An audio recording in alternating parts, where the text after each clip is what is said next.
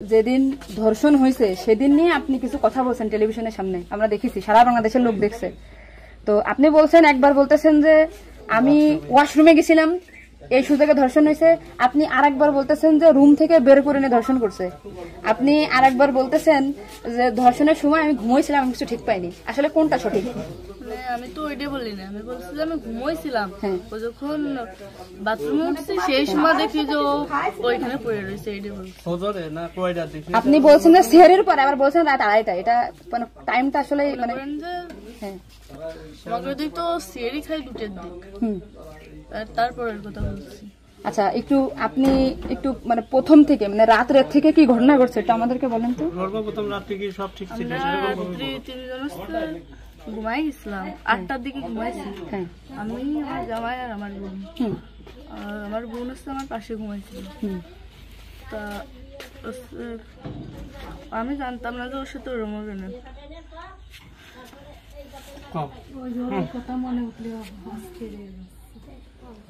আপনি আসিয়ার বোন, আপনি ওইখানে ওই দিন ছিলেন এক ঘরের ভিতর, আপনার কথা মানে আপনি যা বলবেন সেটাই হবে। এই জন্য আপনাকে যদি ওরা ঘুমের ঘরে কিছু খাওয়াই থাকে, আপনি বলবেন যে আমাকে ঘুমের ভিতরে কিছু খাওয়াই দিচ্ছে, আমি ঘুমাইছিলাম, আমি কিছুই জানি না, আমি সকালে উঠে দেখছি এটা। কিন্তু আপনি যদি বলেন যে রাত 2:30টার সময় হয়েছে, আমি তাহলে তো হবে না।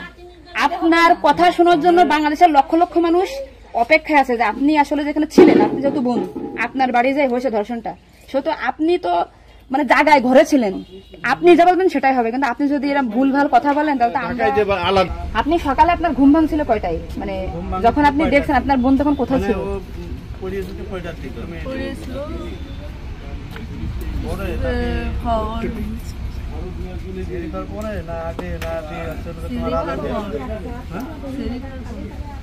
আপনি 8টার সময় ঘুমাইছেন, তারপরে কি আপনার ঘুম সেরে খাওয়ার পরে ভাঙিছে?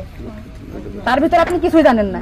আপনি এটা সুন্দর করে এখন যখন বললেন, কিন্তু মাঝে যে কথাগুলো বলেছেন এগুলো তো আসলে আপনি আপনি আপনি রিল্যাক্স হন, আপনি রিল্যাক্স হন, আপনি রিল্যাক্স হন, আপনি রিল্যাক্সে বলেন। এই আপনার ভাই, এগুলো আপনার ভাই, আমরা আপনার বোন। আসি আমার বোন, আসি আমাদের বোন, আমি নিজের একজন আসি। আপনি আপনি যদি এই কথা উল্টো পাল্টা বলেন, আমরা বাংলাদেশের লোক তো ডিপ্রেশনে চলে যাচ্ছি আপনার কথাই। রাত্রে আপনার ঘুমের ওষুধ খাওয়াই দিছে, এই খাওয়াইছে আপনার কে মনে হয়? কে খাওয়াইছে আপনার ঘুমের ওষুধ? আপনার শ্বশুর না আপনার স্বামী না আপনার শাশুড়ি? খাওয়ার সময় তো আমি আর আমার শাশুড়ি ছিলাম। আচ্ছা, তা আপনার কি মনে হয়, আপনার যেহেতু আপনি ওই বাড়িতে সংসার করছেন, আপনার মনে হয় কে খাওয়াইছে আপনাকে? মানে আপনার শাশুড়ি না আপনার শ্বশুর হতে পারে? আমার শাশুড়ি, শ্বশুর তো খাওয়ার সময় থাকে না, আমার শাশুড়ি তো থাকে। তাহলে আপনার কি মনে হচ্ছে আপনার এই ঘুমের ওষুধ আপনার শাশুড়ি খাওয়াইছে? কিন্তু আপনার শাশুড়ি যদি খাওয়াই থাকে, তাহলে ধর্ষণটা আপনার শ্বশুর কিভাবে করলো?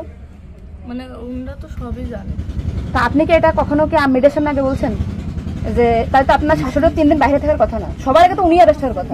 আপনি কি এটা আমাদেরকে জানাইছেন, সোশ্যাল মিডিয়াতে জানাইছেন? জানাইছেন শোনা?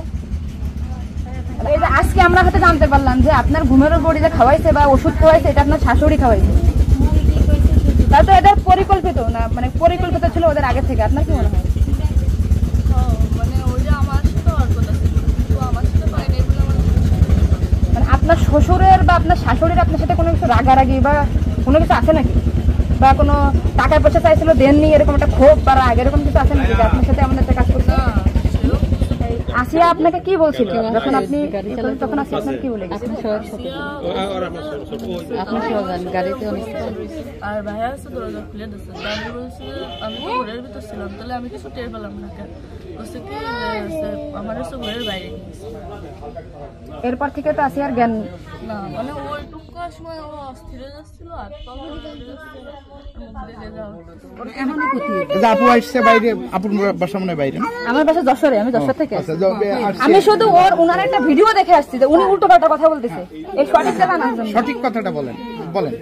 আমরা ঘুমাইছিলাম, 8টার পর আমি ঘুমাই গেছিলাম, আর বোনও আমার সাথে ঘুমাই গেছিল। তারপর এর মধ্যে কিছু ঠিক পাইনি, কিন্তু দৈনিক সেরি খাওয়ার জন্য সবাই ডাক দেয়, কিন্তু সেদিন সেরি খাওয়ার জন্য কেউ ডাক দিছিল না।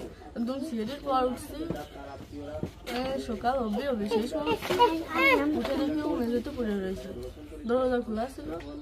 তা আমি ওটা বাথরুম থেকে দরজা আটাইয়ে ওটা উঠেছি, উঠে বিছানার উপরে রাখছি। মানে জ্ঞান হারাইছিল না ঘুমাই পড়ছিল জানি না, কিন্তু নাড়াচাড়া লাগার কারণে উঠে গেছিল। এটা করছে আপা আমার অনেক কষ্ট হচ্ছে আর জ্বালা ঘোরা করতেছে। আমি বলছি ফ্লোর করে পড়ে রয়েছে এর জন্য ওর ওরম হয়েছে। তারপরে ও ঘুমাইছিলেন না কি জানি না, আমি কাছে চুপ করে ঘুমাই পর। তারপরে আমি ঘুমাই গেছিলাম, সকালে ভোরে 6টার দিকে ও কাছে কাঁদতেছিল আর বেগে বেগে নিঃশ্বাস নিচ্ছিল। তারপরে আমি করছি কি কি হয়েছে তোর, ওরকম কাঁদতেছিল রাত্রেও, আবার ওরম করতেছি, শ্বাস পাও করে আদরে যাচ্ছে। তো তারপরে করছে মানে তাহলে আমার সাথে এরকম করছে আর হচ্ছে বাইরে দরজা খুলে দিছিল। তো আমি করছি আমার এই ঘরের ভিতরে এরকম হলো, আমি তো কিছু টের পেলাম না। তো করছে আমার ঘরের বাইরে নিয়ে গেছে।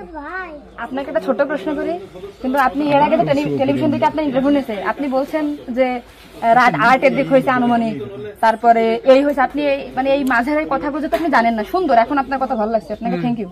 এই যে মাঝের যে কথা বলেন এগুলো আপনি কেন, মানে ভয়ে বলছেন নাকি ওদের বাঁচানোর জন্য বলছেন? আমার তো ভয় দেখানো হয়েছিল। মানে কথাগুলো যা বলছেন এটা কি আপনাকে শিখাই দিয়েছে নাকি আপনি নিজের থেকে বলছেন? না কেউ শিখায়নি। তাহলে আপনি নিজের থেকে মাঝের যে কথাগুলো আপনি স্কিপ বলছেন, এটা তো আপনার বলা তো অন্যায় হয়েছে। তাহলে আপনি নেক্সট টাইম, মানে আমরা খুব, মানে আমি আপনার ভিডিও 100 বার দেখেছি, 70টা তো না, আজকে দেখেন আমি 10 থেকে আইছি, আপনাদের ওই বাড়ি গেছিলাম আমি, ঠিক আছে? ভয়তে সবকিছু উল্টো পাল্টে গেছে। এক কথায় মানুষ সবসময় বারবার জিজ্ঞাসা করে মাথার ভিতর উল্টো পাল্টা হয়ে গেছে। আচ্ছা ঠিক আছে আপু, শোনা, আপনি নেক্সট টাইম থেকে আপনি এই সঠিকটা, মানে এই যে ঘুমাইছিলেন সকালে এটা হয়েছে, আপনি এটা বলবেন। কিন্তু মাঝের কথাগুলো আপনার এক্সট্রা বলার দরকার নেই, বললে আমরা বিভ্রান্তি হয়ে যাই, ঠিক আছে? যাক, এখন বুঝলেন তো কাহিনী।